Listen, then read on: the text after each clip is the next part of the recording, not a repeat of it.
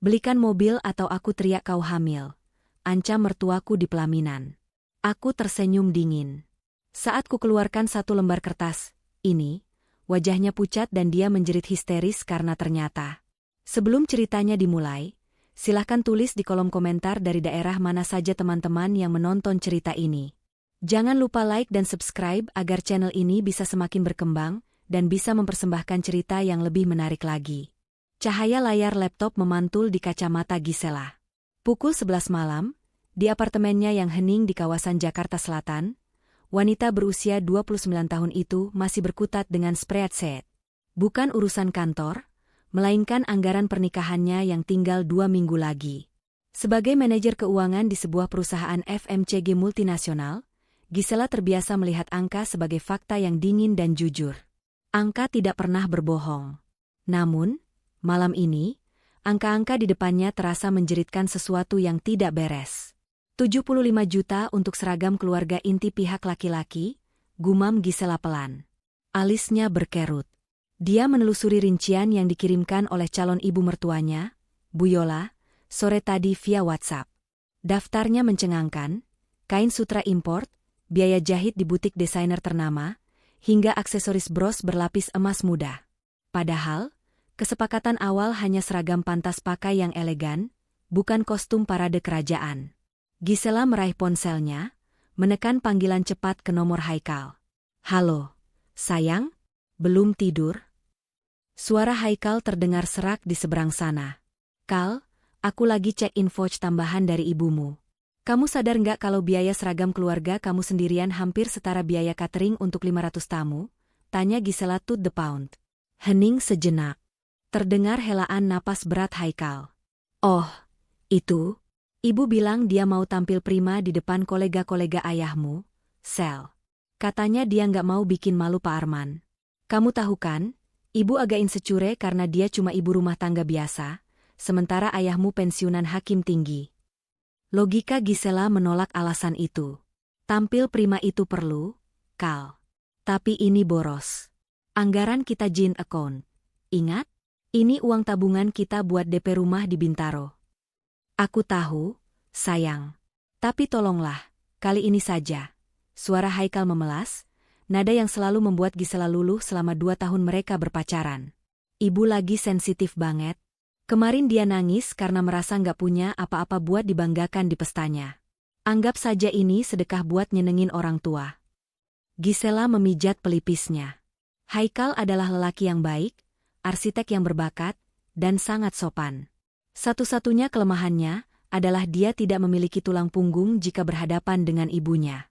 Oke, aku approve, kata Gisela akhirnya, menyerah demi perdamaian. Tapi sisa tagihan vendor dekorasi, kamu yang handle pakai bonus tahunanmu, ya? Siap, bos. Makasih ya, sayang. Kamu memang terbaik. Gisela menutup telepon. Dia mentransfer dana tersebut ke rekening pribadi Bu Yola, bukan ke rekening butik seperti prosedur biasanya, sesuai permintaan wanita parubaya itu. Ada rasa tidak nyaman yang menjalar di perut Gisela. Insting auditnya menyala. Kenapa harus ke rekening pribadi? Namun, dia menepisnya. Jangan jadi calon menantu yang curigaan, Gisel, batinnya. Dia menutup laptop, tidak menyadari bahwa transfer itu hanyalah gerbang pembuka dari keserakahan yang jauh lebih gelap. Di belahan kota lain, di sebuah rumah tipe 45 yang ket pagarnya mulai mengelupas, Bu Yola menatap layar ponselnya dengan mata berbinar. Notifikasi M-Banking masuk. 75 juta rupiah. Dasar bodoh, desisnya sambil tersenyum miring. Tidak ada butik desainer. Tidak ada sutra import. Kain seragam itu sudah dia beli di Tanah Abang minggu lalu dengan total harga tak sampai 5 juta rupiah. Selisih 70 juta itu sangat dia butuhkan. Bukan untuk kemewahan, tapi untuk nyawa. Ponselnya bergetar lagi. Kali ini bukan notifikasi bank, melainkan pesan WhatsApp dari nomor asing. Profilnya hanya gambar tengkorak hitam. Debt Collector VIP, Bu Yola, kami tahu anak ibu mau nikah mewah di gedung Bidakara.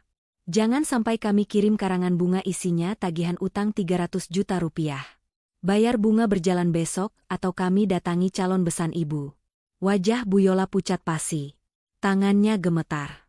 Uang 70 juta dari Gisela hanya cukup untuk membayar bunga bulan ini, dan sedikit pokok utang dari aplikasi pinjaman online ilegal, dan sisa utang judi slot yang dia mainkan diam-diam setahun terakhir.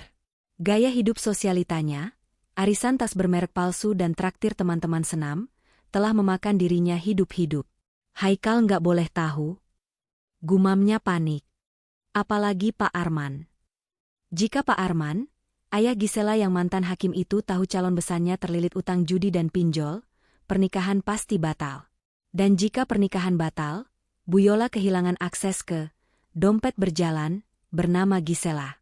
Dia butuh rencana lebih besar. 70 juta tidak cukup menutup lubang yang dia gali. Dia butuh ratusan juta untuk bersih total. Bu Yola menatap foto prewedding Haikal dan Gisela yang terpajang di ruang tamu. Tatapannya terhenti pada sosok Gisela yang anggun. Wanita karir, sukses, kaya raya, dan sangat menjaga nama baik. Orang kaya paling takut aib, bisik Bu Yola pada dirinya sendiri. Sebuah ide licik mulai merayap di kepalanya. Dia tidak butuh belas kasihan Gisela, dia butuh ketakutan Gisela.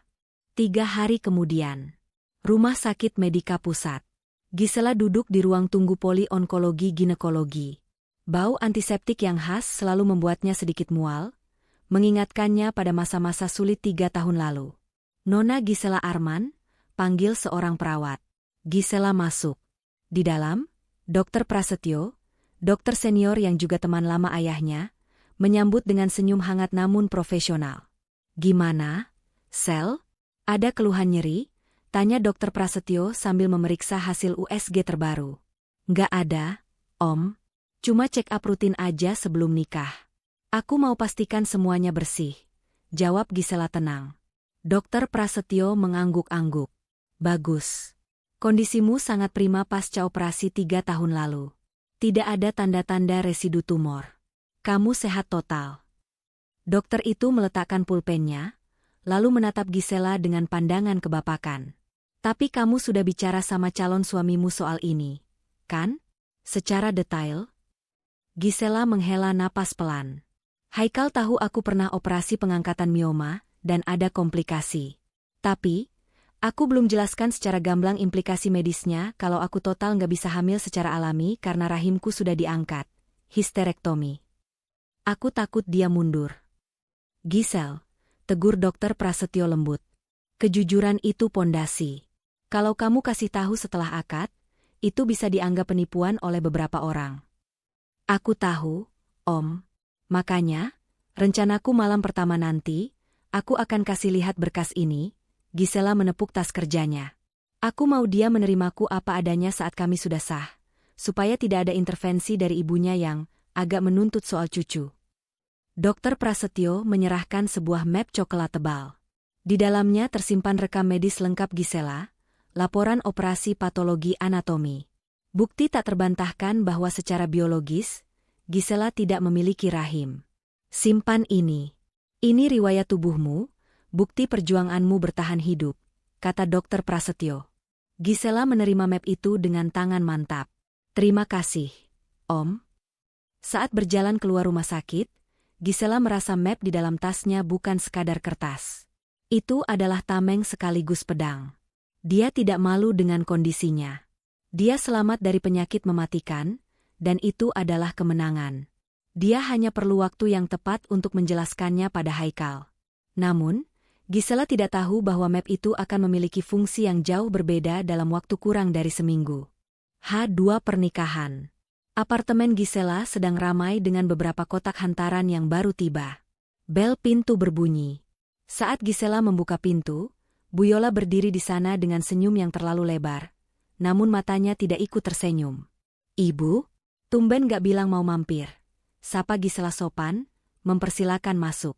Ibu kangen aja, Sel. Sekalian mau lihat persiapan. Bu Yola melenggang masuk, matanya langsung memindai seisi ruangan, menilai harga furnitur dan barang-barang elektronik Gisela. Wah, TV MU baru ya? Mahal pasti ini. Biasa aja kok, Bu. Mau minum apa? Air putih saja. Bu Yola duduk di sofa kulit Italia milik Gisela, mengelus permukaannya dengan gestur posesif. Setelah berbasa-basi sebentar soal catering, Bu Yola mengubah posisi duduknya menjadi lebih condong ke depan. Gisel, sayang, ibu mau minta tolong sedikit. Suaranya merendah. Gisela yang sedang menata toples kue di meja berhenti sejenak. Kenapa, Bu? Ada masalah sama baju seragamnya? Seragam 70 juta itu, batin Gisela sinis. Bukan. Begini, mobil Haikal itu kan Innova lama ya, sudah agak buluk. Ibu malu kalau nanti iring-iringan keluarga besar pakai mobil itu. Apalagi tamu ayahmu kan pejabat semua. Bu Yola memasang wajah sedih yang terlatih. Gimana kalau kamu belikan mobil baru buat operasional kami? Pajero Sport yang baru, gagah kan? Buat surprise Haikal juga. Gisela tertegun. Permintaan ini konyol. Pernikahan tinggal 2 hari, dan dia minta dibelikan mobil 500.000? Bu, maaf sekali. Anggaran saya sudah habis untuk pelunasan gedung dan catering. Lagi pula, mobil Haikal masih sangat layak jalan dan bersih. Kalau ibu malu, kita bisa sewa Alphard untuk hari haji biar saya yang bayar sewanya. Tawar Gisela logis. Wajah Bu Yola berubah kaku. Tawaran sewa mobil tidak memberinya uang tunai atau aset yang bisa digadaikan segera ke penagih utang. Dia butuh BPKB atau uang tunai, bukan gengsi semata. Kamu ini pelit sekali sama keluarga sendiri. Sel, suara Bu Yola mulai tajam. Kamu manajer, gajimu besar. Masa buat mertua saja perhitungan? Ingat, ridho suami itu ada di ibunya. Gisela menegakkan punggungnya. Dia tidak suka dimanipulasi dengan dalil agama. Ini bukan soal pelit, Bu. Ini soal prioritas. Setelah menikah, saya dan Haikal punya cicilan rumah. Saya tidak bisa bakar uang untuk mobil yang tidak urgen. Bu Yola berdiri tiba-tiba, membanting bantal sofa. Oh, jadi kamu merasa lebih pintar ngatur uang daripada saya? Lihat saja nanti. Jangan sampai kamu menyesal karena meremehkan ibu. Wanita tua itu berjalan keluar tanpa pamit, membanting pintu apartemen dengan keras. Gisela berdiri terpaku. Jantungnya berdebar kencang. Ini bukan sekadar kekecewaan mertua biasa. Ada kepanikan dalam mata Bu Yola tadi. Kepanikan orang yang terdesak. Malam itu, Gisela menelepon asisten pribadinya. Rina, tolong kamu selidiki latar belakang finansial Bu Yola. Cek slip OJK atau apapun. Aku mau tahu kenapa dia obsesi banget sama uang tunai belakangan ini. Aku butuh datanya besok pagi. Malam sebelum akad nikah, Bu Yola duduk di kamar tidurnya yang berantakan. Di hadapannya, pesan ancaman dari debt collector semakin beringas. Mereka mengancam akan datang ke gedung pernikahan besok pagi jam 10, tepat saat resepsi dimulai, dan berteriak pakai toa jika utang tidak dilunasi. Bu Yola merasa tercekik. Dia tidak bisa membiarkan itu terjadi. Dia harus mendapatkan uang itu besok pagi, bagaimanapun caranya. Dia teringat penolakan Gisela yang dingin soal mobil. Rasa bencinya memuncak. Gadis sombong, batinnya. Mentang-mentang kaya, dia pikir dia bisa mengaturku. Bu Yola memutar otak. Apa kelemahan Gisela? Gisela wanita karir. Sempurna. Bersih. Anak hakim.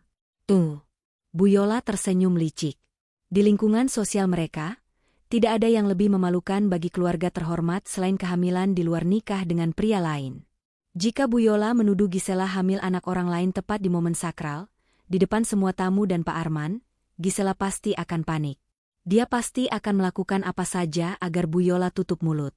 Gisela yang perfeksionis tidak akan mau berdebat soal keperawanan di depan umum. Dia pasti akan memilih membayar daripada menanggung malu. Aku akan bisikan padanya saat sungkeman. Gumam Bu Yola, menyusun skenario jahat di kepalanya. Aku akan ancam dia. Transfer uang atau belikan mobil detik itu juga, atau aku teriak dia hamil anak haram. Bu Yola merasa jenius. Dia yakin rencananya sempurna.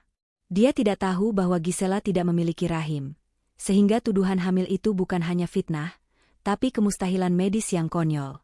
Sementara itu, di apartemennya, Gisela menerima email dari asistennya, Rina. Subjek, hasil pengecekan Bu Yola lampiran, daftar utang pinjol riwayat judi online. Mata Gisela membelalak membaca laporan itu. Total utang Bu Yola mencapai 300 juta rupiah, tersebar di 15 aplikasi pinjaman dan satu bandar judi darat. Ya Tuhan! Gisela menutup mulutnya. Dia melirik ke meja kerjanya. Di sana sudah ada cek tunai senilai 350 juta rupiah yang awalnya dia siapkan sebagai hadiah pernikahan untuk melunasi KPR rumah kecil Bu Yola, yang dia kira masih dicicil. Gisela berniat menjadi menantu berbakti. Jadi ini alasannya dia minta mobil. Gumam Gisela. Dia merasa dikhianati, tapi juga iba. Bagaimanapun, ini ibu Haikal. Gisela mengambil cek itu, memasukkannya ke dalam amplop coklat yang sama dengan map medisnya. Aku akan berikan ini besok setelah akad, sebagai pelunasan utangnya. Tapi aku harus bicara tegas. Ini yang terakhir, putus Gisela. Dia tidak tahu bahwa niat baiknya akan disambut dengan pisau di punggung. Gisela menyiapkan hadiah, pelunasan utang, sementara Bu Yola menyiapkan hadiah, fitnah keji. Besok, di pelaminan, dua rencana ini akan bertabrakan dengan cara yang paling eksplosif. Sabtu pagi di Grand Ballroom, sebuah hotel bintang 5 di Jakarta Selatan. Udara di dalam ruangan terasa sejuk berkat pendingin ruangan sentral yang bekerja maksimal, kontras dengan panasnya matahari Jakarta di luar sana. Aroma bunga melati segar dari dekorasi pelaminan memenuhi setiap sudut, bercampur dengan wangi parfum mahal para tamu undangan. Gisela duduk di ruang rias pengantin, menatap pantulan dirinya di cermin besar. Kebaya putih bertabur payet kristal membalut tubuhnya dengan sempurna. Riasan adat Sunda Siger membuatnya tampak anggun, menonjolkan fitur wajahnya yang tegas namun lembut. Namun, di balik bedak tebal itu, ada kegelisahan yang tidak bisa disembunyikan oleh concealer merek apapun. Kamu cantik banget, Sel. Jangan tegang gitu dong, ujar Rina, asisten pribadinya yang hari ini merangkap sebagai bridesmaid, sambil merapikan ujung kain batik Gisela. Perasaanku nggak enak. Rin, kamu sudah pastikan tim keamanan menjaga pintu masuk, kan? Tanya Gisela pelan, matanya melirik ke pintu. Aman, Bu Bos. Sesuai instruksi, tamu tanpa undangan fisik atau barcode tidak boleh masuk. Termasuk orang-orang yang mungkin dicari Bu Yola, bisik Rina, mengacu pada laporan utang yang mereka bahas semalam. Gisela mengangguk samar. Dia mencoba menenangkan diri. Hari ini adalah harinya.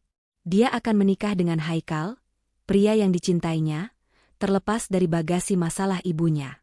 Gisela sudah menyiapkan cek pelunasan itu di dalam tas tangan kecil berhias mutiara yang kini dipegang Rina. Begitu acara selesai, aku akan lunasi semuanya dan minta Bu Yola bertobat, batin Gisela naif. Sementara itu, di lobi depan ballroom, Bu Yola berdiri dengan kegelisahan yang nyata. Dia mengenakan kebaya seragam, yang dibelinya murah namun dimodifikasi agar terlihat mahal, sambil terus-menerus mengecek ponselnya. Sebuah pesan masuk dari nomor tak dikenal. Kami sudah di parkiran basement. Pukul 11 teng, kalau Dana belum masuk, kami naik ke ballroom dan bikin keributan. Pilih mana? Bayar atau malu? Wajah Bu Yola memucat di balik makeupnya. Jam menunjukkan pukul 8.30. Dia punya waktu kurang dari 3 jam untuk mendapatkan uang ratusan juta. Matanya menyapu ruangan, mencari sosok Gisela. Tatapannya bukan lagi tatapan ibu mertua, melainkan tatapan predator yang melihat mangsa. Ibu kenapa keringatan begitu? Tegur Haikal yang baru muncul, tampak gagah dengan beskap putihnya. Nggak apa-apa, Kal. Ibu cuma terharu. Bohong Bu Yola cepat, menyeka keringat dingin di dahinya dengan tisu. Dia memeluk lengan anaknya erat-erat. Kamu harus pastikan istrimu nurut sama ibu ya nanti. Ingat, surga di telapak kaki ibu. Haikal hanya mengangguk patuh, tidak menyadari ibunya sedang merencanakan sabotase terhadap pernikahannya sendiri. Prosesi akad nikah dimulai. Suasana ruangan menjadi hening dan sakral. Di tengah ruangan, meja akad telah disiapkan. Pak Arman, ayah Gisela, duduk berhadapan dengan Haikal. Penghulu duduk di tengah, sementara Gisela duduk di samping Haikal dengan kepala tertunduk santun. Jantung Gisela berdegup kencang saat tangan ayahnya menjabat erat tangan Haikal. Saudara Haikal bin almarhum Bapak Ridwan, saya nikahkan dan saya kawinkan engkau dengan putri kandung saya, Gisela Arman, dengan mas kawin seperangkat alat salat dan logam mulia 50 gram dibayar tunai. Suara Pak Arman bergetar, berat, penuh wibawa namun menyeratkan kerelaan melepas putri satu-satunya. Saya terima nikah dan kawinnya Gisela Arman binti Arman dengan mas kawin tersebut dibayar tunai. Haikal menjawab lantang dalam satu tarikan napas. Bagaimana saksi? Sah. Sah. Kata, sah, menggema di ruangan, diikuti hamdalah serempak dari para hadirin. Gisela merasakan air mata menetes. Dia resmi menjadi istri. Dia melirik Haikal yang tersenyum lega, lalu melirik ke arah kursi keluarga pria. Di sana, Bu Yola juga tersenyum. Tapi senyum itu aneh. Itu bukan senyum haru seorang ibu. Itu senyum kemenangan. Gisela melihat Bu Yola melirik jam tangannya dengan cemas, lalu menatap Gisela dengan intensitas yang membuat bulu kuduk berdiri. Setelah penandatanganan buku nikah, MC mengarahkan pengantin untuk menuju pelaminan guna melangsungkan prosesi sungkeman. Gisela berjalan beriringan dengan Haikal. Kakinya terasa berat, seolah lantai marmer itu berubah menjadi lumpur hisap. Insting bisnis Gisela, yang terbiasa mendeteksi bahaya dalam negosiasi, menyala terang. Ada yang salah. Dia merencanakan sesuatu. Lagu, Bunda, dari Melly Goeslaw mengalun instrumental, menambah suasana haru biru di atas pelaminan. Lampu sorot meredup, fokus pada pengantin dan orang tua. Gisela pertama kali bersimpuh di kaki Pak Arman. Ayahnya yang biasanya tegas dan kaku itu kini menangis. Tangan tuanya mengusap kepala Gisela dengan gemetar. Jadilah istri yang baik, nak. Jaga kehormatan dirimu dan suamimu. Kalau ada apa-apa, rumah Bapak selalu terbuka buat kamu, bisik Pak Arman. Kalimat terakhir itu terasa seperti firasat seorang ayah. Iya, Pak. Gisel sayang Bapak, isak Gisela tulus. Kemudian, giliran Haikal sungkem pada ibunya. Bu Yola memeluk Haikal histeris, tangisannya terdengar sangat keras, bahkan sedikit berlebihan untuk ukuran mikrofon yang menyala. Anakku sayang, jangan lupakan ibu ya, nak. Ibu berkorban banyak buat kamu, ratap Bu Yola. Tamu-tamu undangan terlihat tersentuh, menyeka air mata mereka. Hanya Gisela yang melihat tangan Bu Yola mencengkeram bahu Haikal terlalu kuat, seolah takut kehilangan aset berharganya. MC kemudian memandu.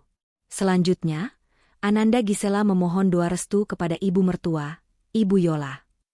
Gisela menarik napas panjang. Dia bergeser, bersimpuh di hadapan wanita yang kini resmi menjadi ibu mertuanya. Bu Yola duduk di kursi pelaminan yang tinggi, menatap ke bawah pada Gisela yang bersujud. Posisi ini memberikan Bu Yola rasa kuasa yang memabukkan. Gisela mencium tangan Bu Yola. Dingin dan lembab. Bu Yola membungkuk, berpura-pura hendak mencium pipi Gisela dan membisikkan doa. Dia merangkul bahu Gisela, menariknya mendekat agar tertutup dari pandangan kamera dan tamu. Tangan kanannya mematikan klipon mic di kebayanya sendiri dengan gerakan cepat yang tak terlihat. Namun, Bu Yola lupa satu hal fatal.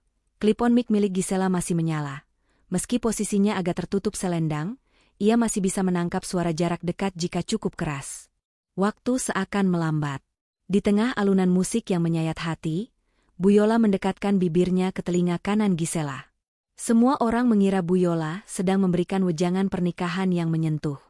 Fotografer membidik momen, keakraban, menantu dan mertua ini dari berbagai sisi. Lalu, bisikan itu datang. Bukan doa, melainkan racun. Dengar baik-baik, Gisel.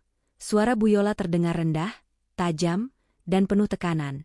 Sangat kontras dengan wajah sedih yang ia tampilkan ke arah hadirin. Gisela membeku, tapi dia tidak mengangkat kepalanya. Dia tetap dalam posisi sungkem, mendengarkan. Di luar sana ada penagih utang yang mau menghancurkan rumahku, kalau aku tidak bayar 300 juta siang ini. Aku tahu kamu punya uangnya. Transfer aku 500 juta sekarang juga, atau kasih kunci mobil mewahmu beserta BPKB-nya. Gisela diam. Keheningan itu membuat Bu Yola semakin agresif. Dia mencengkeram lengan Gisela, hingga kuku-kukunya menancap di kulit balik kebaya. Kalau kamu menolak. Bu Yola memberi jeda dramatis. Begitu aku lepaskan pelukan ini, aku akan ambil mikrofon itu. Aku akan teriak sambil menangis. Aku akan bilang ke semua orang, ke ayahmu yang terhormat itu, ke teman-teman kantormu, bahwa kamu sebenarnya wanita murahan. Aku akan bilang kamu sedang hamil 2 bulan, dan itu bukan anak Haikal. Darah Gisela berdesir hebat. Tuduhan itu begitu spesifik dan menjijikkan. Haikal pasti percaya ibunya, lanjut Bu Yola dengan nada licik.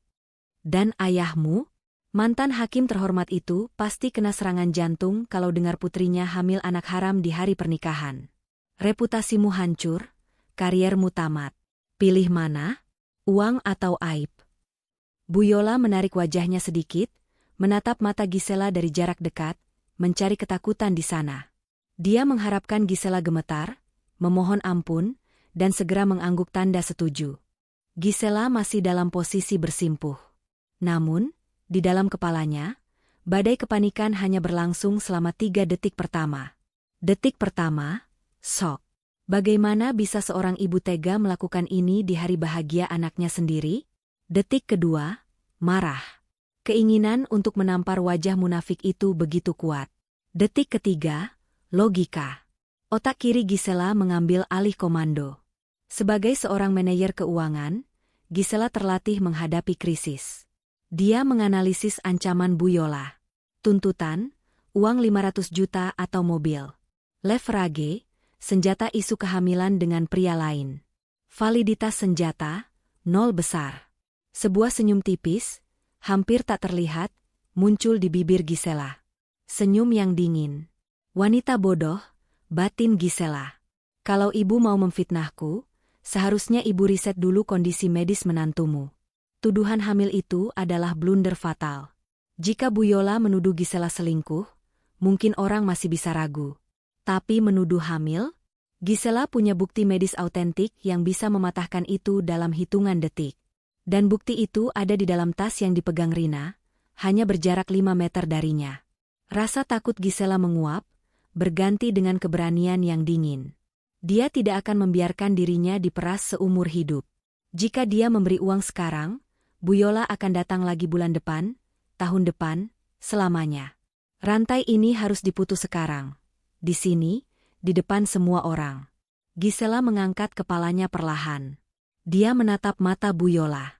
Tidak ada air mata di mata Gisela.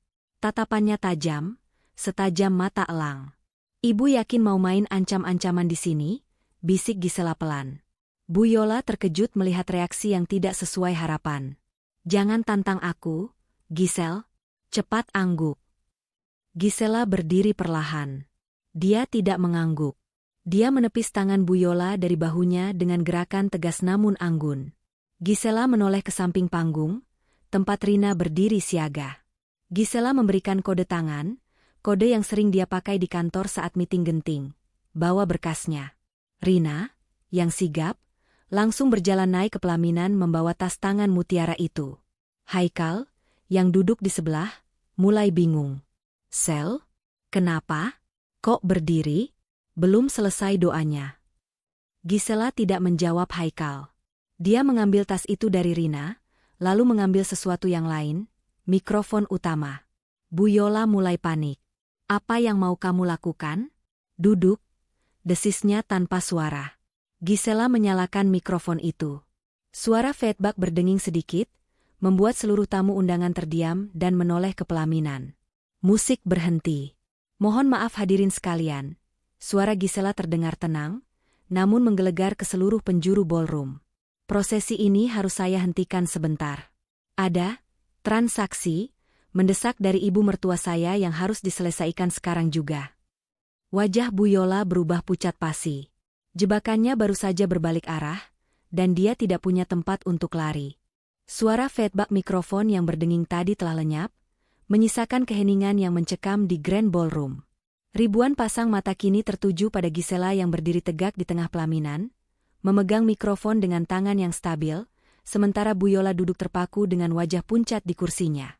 Haikal, yang merasa situasi mulai tidak terkendali, bangkit dan mencoba meraih lengan istrinya.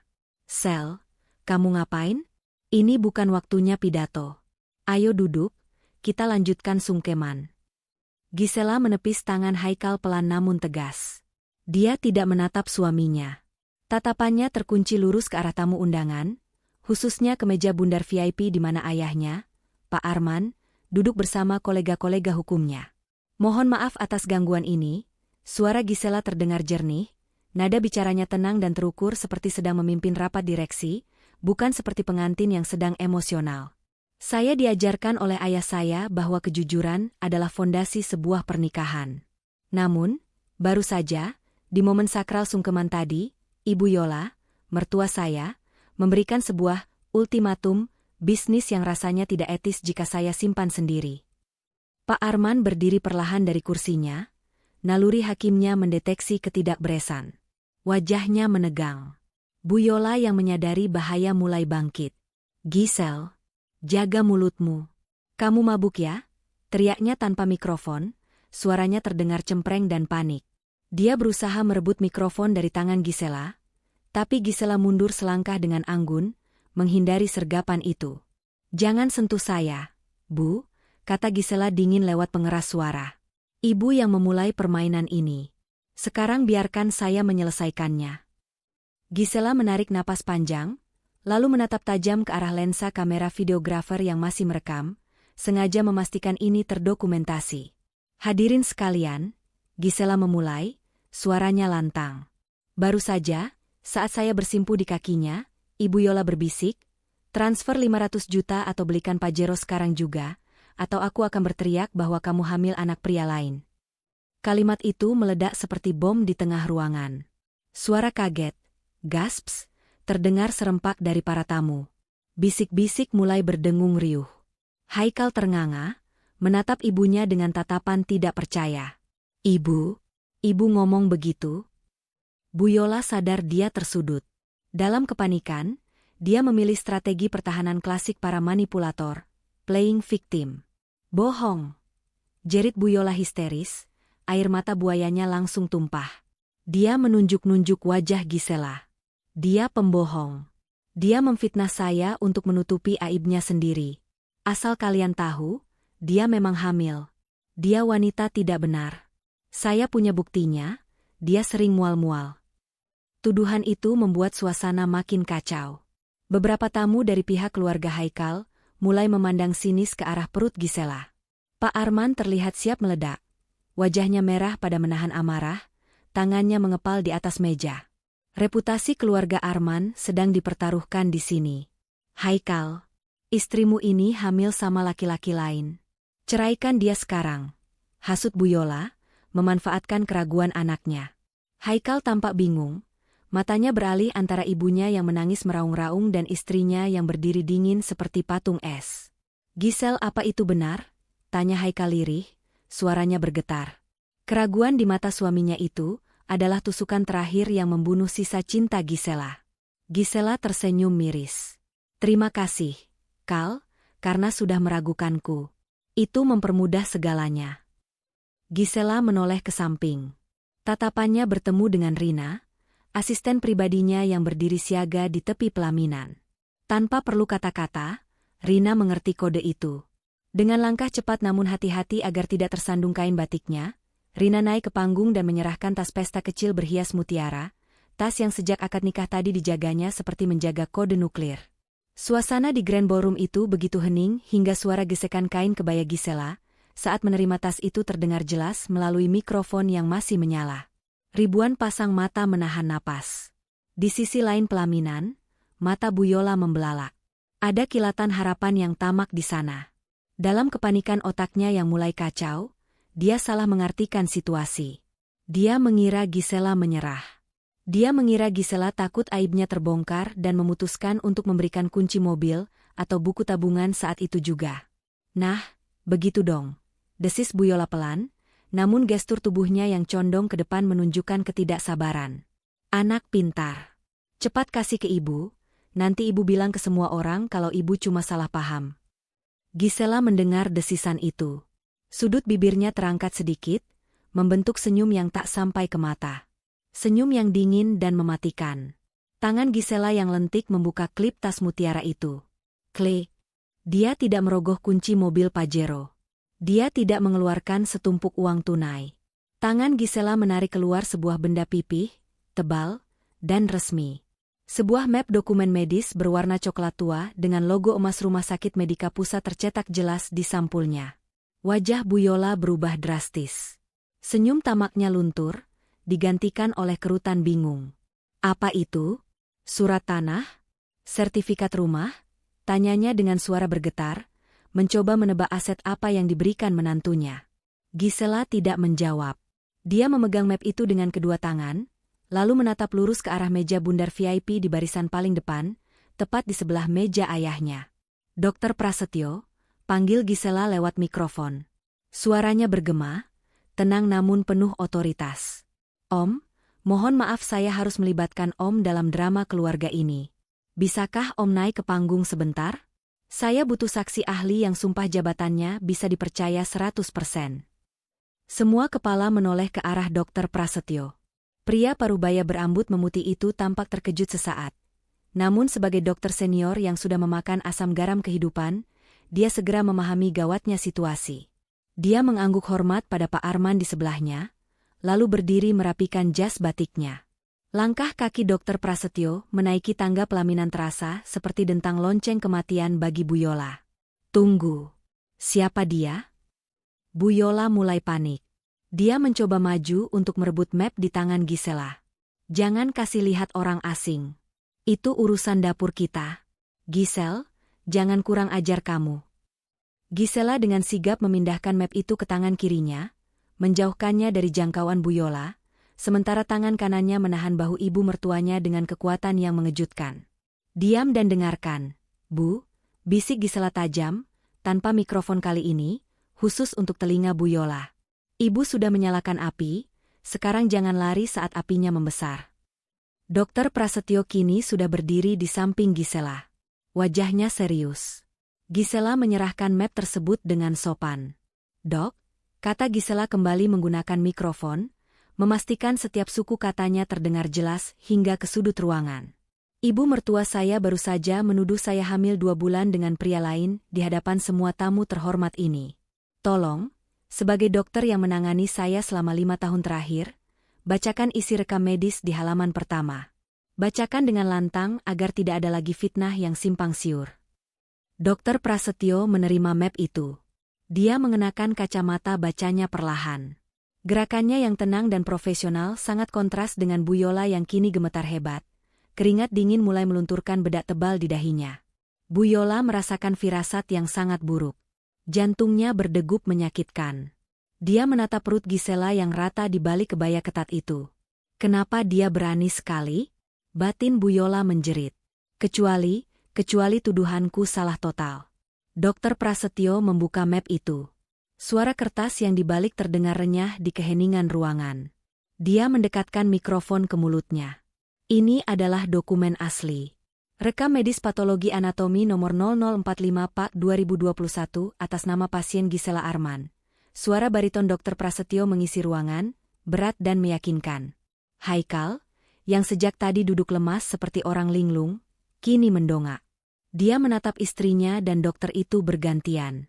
Dia samar-samar ingat Gisela pernah operasi, tapi dia tidak pernah mau tahu detailnya karena takut darah. Tertanggal 15 Mei, 3 tahun yang lalu, lanjut Dokter Prasetyo. Dia berhenti sejenak, menatap audiens untuk memberikan penekanan. Pasien menjalani prosedur operasi besar. Gisela berdiri tegak, dagunya terangkat. Dia tidak malu. Dia justru merasa ini adalah momen pembuktian kemenangannya atas Mau 3 tahun lalu, yang kini menjadi senjata kemenangannya atas mertua yang jahat. Operasi histerektomi total, Dokter Prasetyo membaca istilah medis itu dengan jelas. Beberapa tamu yang mengerti istilah medis langsung menutup mulut mereka kaget. Namun bagi yang awam, Dokter Prasetyo segera memberikan penjelasan mematikan. Artinya, sambung sang dokter sambil menatap tajam ke arah Bu Yola, saudari Gisela telah mengalami pengangkatan rahim secara menyeluruh akibat komplikasi tumor jinak mioma uteri multipel. Secara medis, dan demi hukum alam. Suara Dokter Prasetyo meninggi sedikit, menghakimi kebodohan tuduhan itu. Mustahil bagi saudari Gisela untuk mengandung janin. Dia tidak memiliki rahim. Kata-kata itu menggantung di udara. Telah membungkam. Bu Yola terhuyung ke belakang seolah baru saja ditampar keras tepat di wajahnya. Matanya nanar menatap map di tangan dokter itu. Mulutnya membuka dan menutup seperti ikan yang kehabisan oksigen, tapi tidak ada suara yang keluar. Tuduhan, hamil anak haram, yang dia jadikan senjata pamungkas, kini berbalik menjadi bukti kebodohan dan kejahatannya yang paling memalukan. Hening. Kali ini keheningan yang berbeda. Bukan keheningan bingung, tapi keheningan shock yang mematikan. Dokter Prasetyo menutup map itu dan menatap Bu Yola dengan pandangan merendahkan. Secara medis, mustahil saudari Gisela bisa hamil, baik dengan suaminya maupun pria lain. Dia tidak memiliki rahim. Gisela mengambil alih mikrofon. Dia melangkah mendekati Bu Yola yang kini wajahnya pucat pasi, seolah darah di tubuhnya tersedot habis. "Ibu dengar itu?"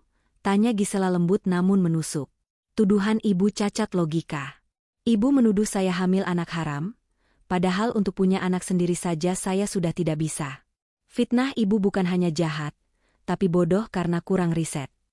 Pak Arman di meja VIP menghela napas panjang, lega sekaligus geram. Dia menatap besannya dengan tatapan membunuh. Haikal ambruk ke kursi pelaminan. Dia menatap perut rata Gisela, lalu menatap ibunya. "Ibu, kenapa ibu bohong? Ibu bilang Gisel hamil." Ibu cuma..." Bu Yola tergagap. Lidahnya keluh. Semua mata memandangnya dengan jijik. Tamu-tamu mulai mencemooh. "Dasar mertua gila harta," bisik seseorang yang terdengar jelas. Tapi Gisela belum selesai. Dia masih punya satu hadiah lagi di dalam tasnya. "Saya tahu kenapa ibu nekat memfitnah saya," kata Gisela. "Karena ibu dikejar utang, kan? Utang judi slot dan pinjol senilai 300 juta yang jatuh tempo hari ini." Gisela merogoh tasnya lagi. Dia mengeluarkan selembar kertas persegi panjang. Sebuah cek tunai. Gisela memegang cek itu tinggi-tinggi agar semua orang bisa melihatnya, termasuk Bu Yola. "Lihat ini, Bu," tanya Gisela. Mata Bu Yola membelalak.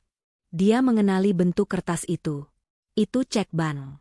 Dia melihat angka yang tertulis di sana, meski samar dari jauh, dia tahu jumlahnya besar. Harapan tiba-tiba menyala di mata serakahnya.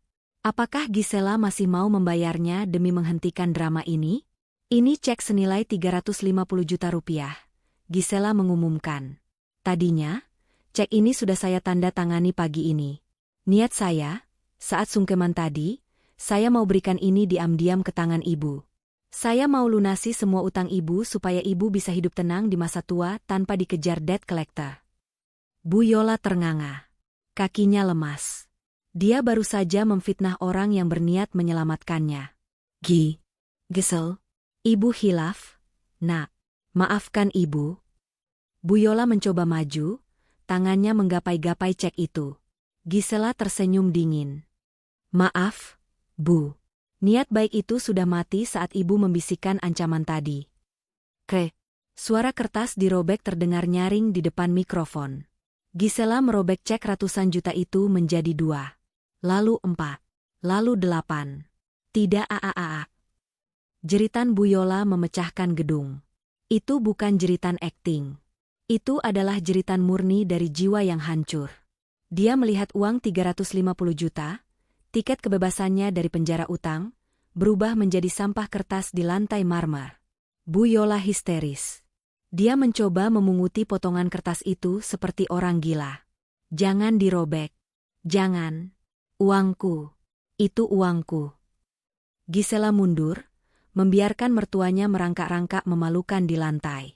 "Sekarang, silakan ibu urus sendiri tamu tak diundang yang menunggu di parkiran," kata Gisela dingin. Dia meletakkan mikrofon di kursi, berbalik badan, dan berjalan menghampiri ayahnya tanpa menoleh lagi ke arah Haikal maupun Bu Yola. Di belakangnya, Bu Yola menjerit-jerit sambil memegangi dadanya, napasnya sesak oleh kepanikan dan penyesalan yang terlambat. Drama pelaminan itu berakhir dengan runtuhnya harga diri sang mertua serakah. Jeritan Bu Yola perlahan mereda menjadi isak tangis yang memilukan, namun tidak ada satupun tangan yang terulur untuk membantunya berdiri. Para tamu undangan memandang dengan tatapan campur aduk, jijik, kasihan, dan shock. Pak Arman, dengan wibawa seorang mantan hakim tinggi, mengambil alih situasi. Dia memberi isyarat kepada petugas keamanan hotel. "Tolong amankan wanita ini ke ruang belakang. Jangan biarkan dia membuat keributan lebih lanjut di sini," perintah Pak Arman tegas. Dan MC, tolong umumkan bahwa acara selesai. Bubar jalan. Dua satpam berbadan tegap mengangkat Bu Yola yang lemas. Kaki wanita itu terseret di lantai marmer. Tangannya masih mengepal memegang potongan kertas cek yang tak lagi berharga.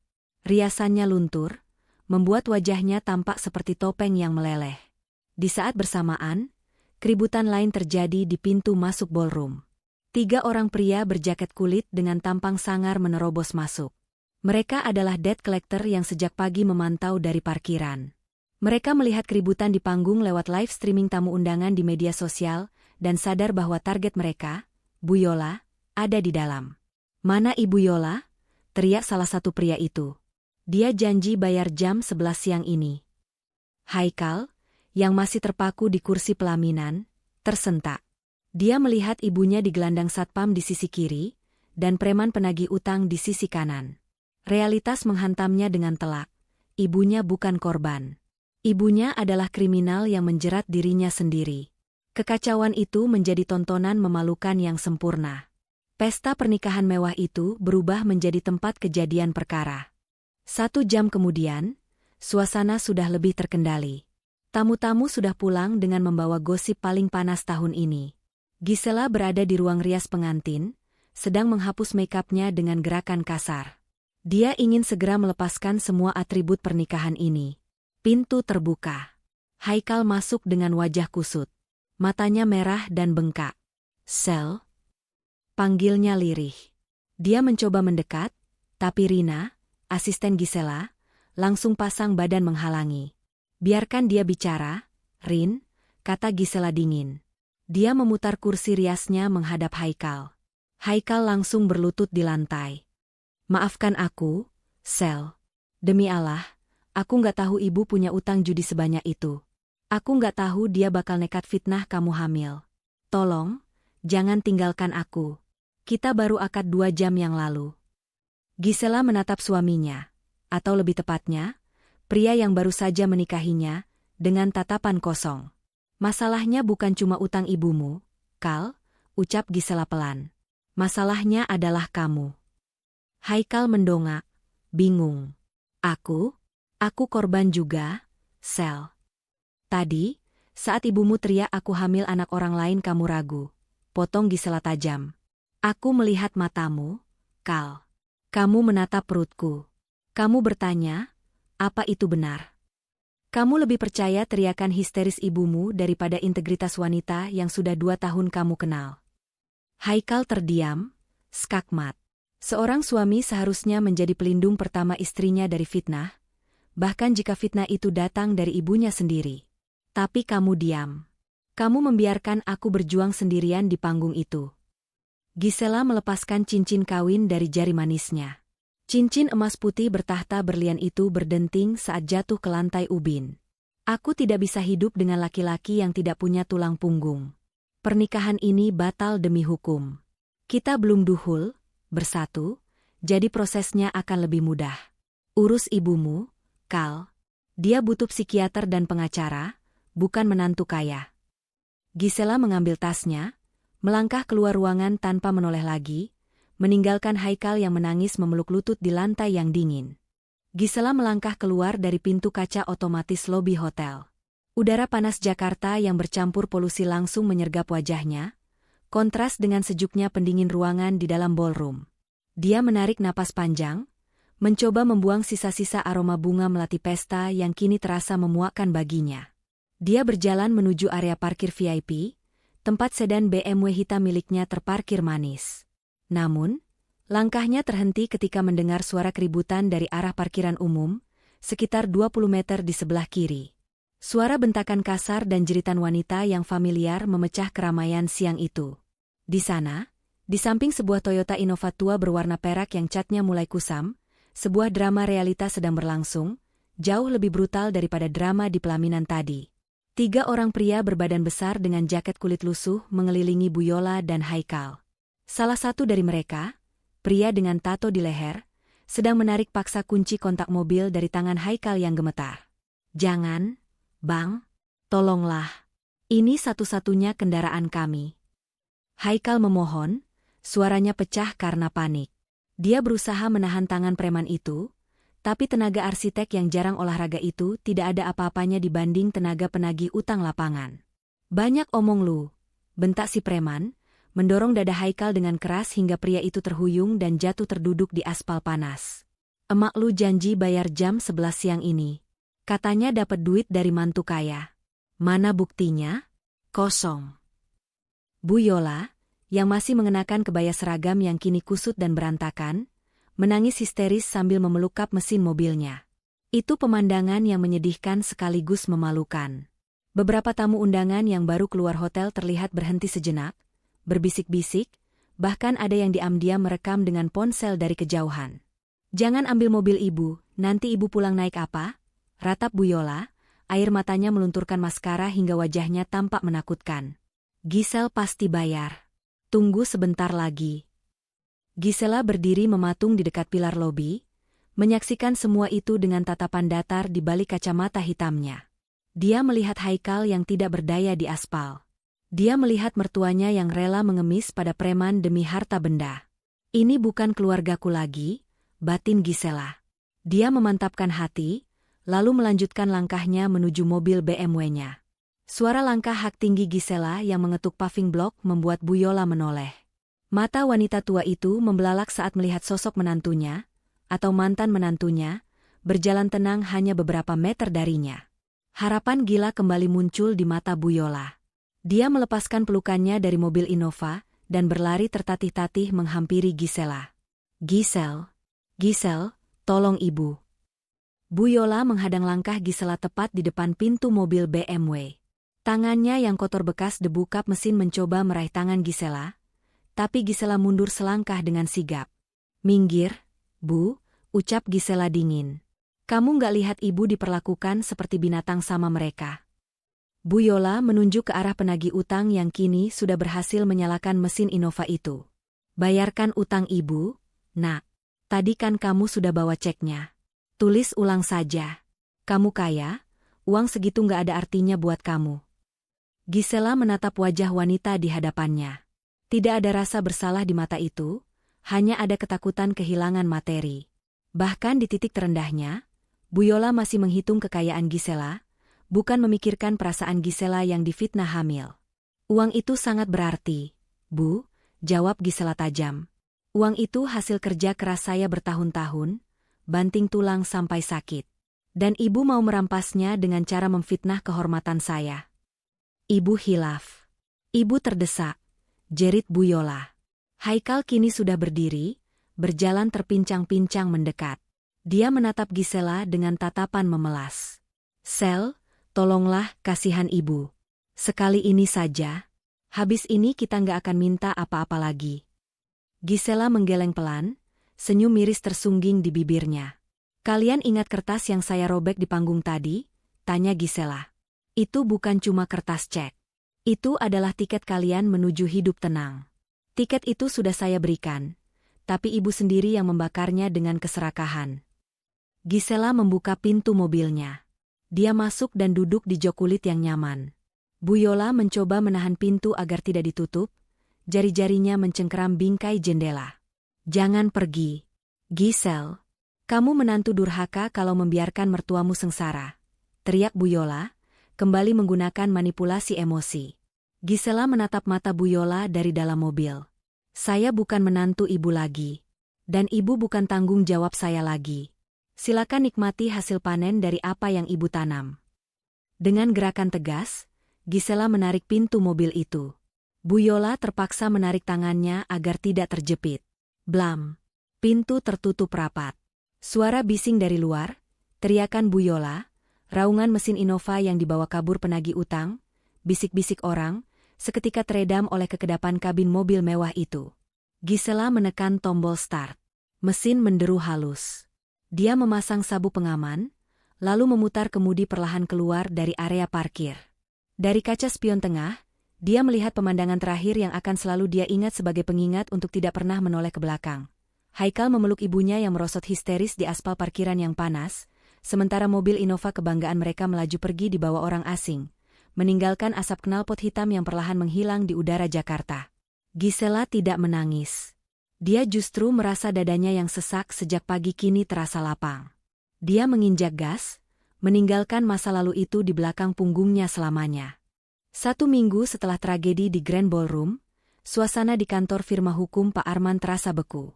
Tidak ada lagi dekorasi bunga melati atau kebaya mewah. Yang ada hanya tumpukan berkas perkara di atas meja mahoni yang dingin, memisahkan dua kubu yang kini berseberangan. Gisela duduk dengan punggung tegak, mengenakan setelan blazer hitam formal. Wajahnya minim ekspresi, matanya tersembunyi di balik kacamata hitam yang baru dilepasnya saat duduk. Di sebelahnya, pengacara keluarga Arman sedang menyusun dokumen dengan rapi. Di seberang meja, Haikal duduk menunduk. Dia tampak kacau. Kemejanya kusut, wajahnya tirus dengan lingkaran hitam di bawah mata yang menandakan kurang tidur berhari-hari. Dia datang sendirian, tanpa didampingi pengacara, karena memang tidak ada uang untuk menyewanya. Haikal, suara Gisela memecah keheningan. Dingin, tanpa nada kemarahan, hanya nada lelah yang final. Silakan baca dokumen di depanmu. Itu gugatan pembatalan pernikahan, fasah, yang diajukan ayahku atas namaku. Haikal mengangkat wajahnya, matanya berkaca-kaca. Sel, apa harus sampai begini? Kita baru menikah hitungan jam saat itu. Kita bahkan belum sempat bicara berdua dari hati ke hati. Apa nggak ada kesempatan kedua? Aku janji akan menjauhkan ibu dari kita. Gisela menatap laki-laki yang pernah dicintainya itu dengan tatapan iba, namun iba yang berjarak. Haikal, pernikahan itu bukan cuma soal cinta dua orang. Itu soal penyatuan dua keluarga dan nilai-nilai hidup, jawab Gisela tenang. Kamu membiarkan ibumu merencanakan pemerasan terstruktur di hari paling sakral kita. Dan yang lebih parah, saat fitnah keji itu keluar, bahwa aku hamil anak haram, kamu diam. Kamu ragu. Keraguanmu itu adalah pengkhianatan terbesar. Haikal mencoba menyela, aku shock, Sel, aku bingung. Pemimpin rumah tangga tidak boleh bingung saat kehormatan istrinya diinjak-injak, potong Gisela tajam. Dokumen itu menyatakan pernikahan kita dibatalkan demi hukum, karena adanya unsur penipuan karakter dan perbuatan tidak menyenangkan yang berat. Karena kita belum duhul, berhubungan suami istri, prosesnya akan lebih cepat. Tanda tangani saja, supaya kita berdua bisa move on. Tangan Haikal gemetar saat mengambil pulpen. Dia tahu dia tidak punya posisi tawar. Ayah Gisela adalah mantan hakim tinggi yang disegani. Melawan keluarga Arman di meja hijau, hanya akan mempermalukan dirinya lebih jauh. Dengan berat hati, Haikal membubuhkan tanda tangannya. Tinta hitam di atas kertas putih itu, resmi mengakhiri status suami istri yang hanya bertahan seumur jagung. Namun, urusan belum selesai. Pengacara Gisela menyodorkan berkas kedua. Kali ini map berwarna merah. Apa ini? Tanya Haikal, suaranya parau. Itu salinan laporan polisi, jawab Gisela. Pagi ini, tim hukum kami sudah resmi melaporkan Ibu Yola ke Polda Metro Jaya. Mata Haikal terbelalak. Dia bangkit dari kursinya, emosinya meledak. Sel, kamu tega? Ibuku sekarang sakit di rumah. Dia kena serangan jantung ringan gara-gara dikejar debt collector kemarin. Rumah kami mau disita. Sekarang kamu mau penjarakan dia juga? Gisela tidak bergeming. Dia menatap ledakan emosi Haikal dengan ketenangan yang menakutkan. Haikal, dengar logika saya, ucap Gisela perlahan namun penuh penekanan. Ibumu menuduh saya hamil di luar nikah di depan ratusan orang dan kamera yang menyala. Video potongannya sudah beredar di grup-grup WhatsApp, meski wajah saya diburamkan. Orang-orang mulai bergosip. Reputasi saya sebagai profesional dan nama baik keluarga ayah saya tercemar. Gisela condong ke depan, menatap tajam mata Haikal. Kalau saya diam saja dan hanya menceraikanmu, orang akan berpikir tuduhan itu benar, dan saya membungkam kalian dengan uang perceraian. Saya tidak bisa membiarkan itu.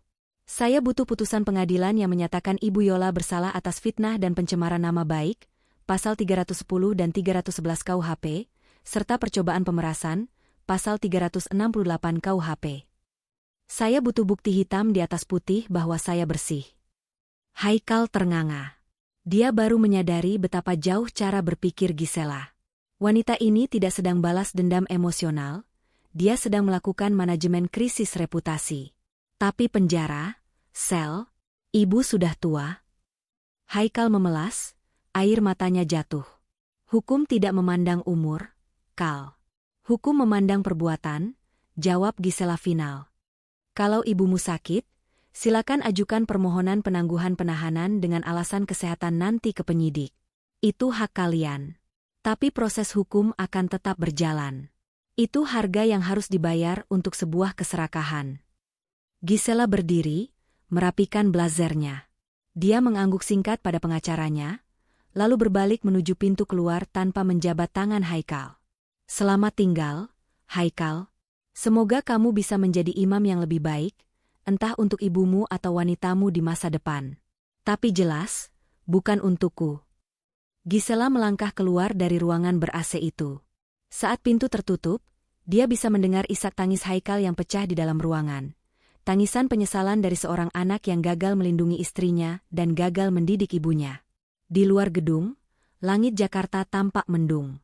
Gisela menarik napas panjang, menghirup udara bebas. Beban berat di pundaknya terangkat. Dia tahu jalan ke depan tidak akan mudah. Akan ada gunjingan, akan ada proses BAP yang melelahkan. Tapi setidaknya, dia berjalan di atas kebenaran. Meja hijau pengadilan dan tinta hitam laporan polisi adalah satu-satunya cara membersihkan noda yang dilemparkan mantan mertuanya. 6 bulan berlalu.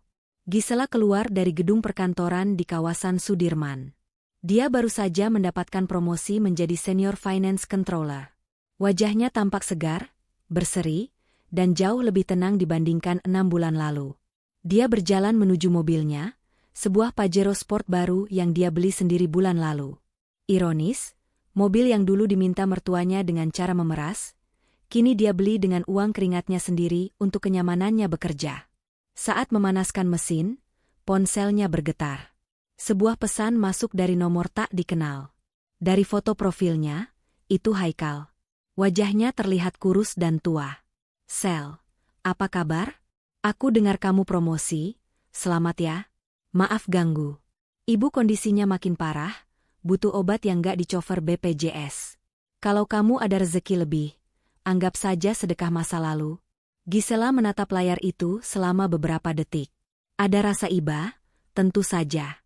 Dia manusia. Tapi kemudian dia teringat bisikan di pelaminan itu. Dia teringat bagaimana harga dirinya diinjak-injak demi uang. Membantu mereka sekarang hanya akan membuat pola itu berulang. Haikal harus belajar bertanggung jawab atas ibunya tanpa mengandalkan wanita lain. Gisela tidak membalas pesan itu. Dia menekan tombol blok. Gisela meletakkan ponselnya, memasukkan persneling, dan menginjak gas. Mobil gagah itu meluncur membelah jalanan Jakarta. Dia tidak memiliki suami. Dia tidak memiliki rahim. Bagi masyarakat awam, mungkin dia wanita yang kurang. Tapi bagi Gisela, dia utuh. Dia memiliki harga diri yang tidak bisa dibeli, karir yang cemerlang, dan kebebasan dari orang-orang toksik. Dia tersenyum menatap jalanan di depan. Mahkotanya bukan di pelaminan, tapi di dalam dirinya sendiri.